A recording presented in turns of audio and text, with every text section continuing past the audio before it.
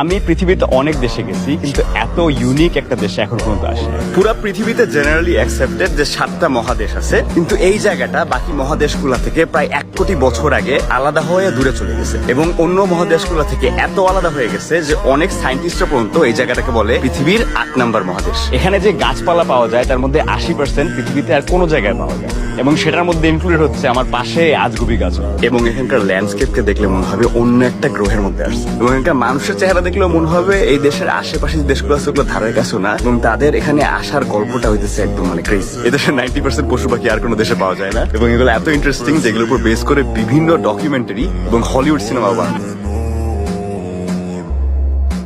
আমি এখন মাদাগাস্কারে, যেটাকে অনেক সময় বলা হয় পৃথিবীর 8 নম্বর মহাদেশ। এই ভিডিওতে দেখাবো আমি আমার অভিজ্ঞতা এই দেশে প্রথমবারের মতন আসার এবং পুরা আইল্যান্ডটাকে, পুরা দ্বীপটাকে 10 দিন ধরে এক্সপ্লোর করার। আমরা জানবো এই দেশের গল্প এবং কেন এই দেশের মানুষ এবং কালচার এতটা ইউনিক, এবং আমি আপনাদেরকে দেখাবো যে এই অসাধারণ দেশটাতে কেন আপনাদের আসা উচিত।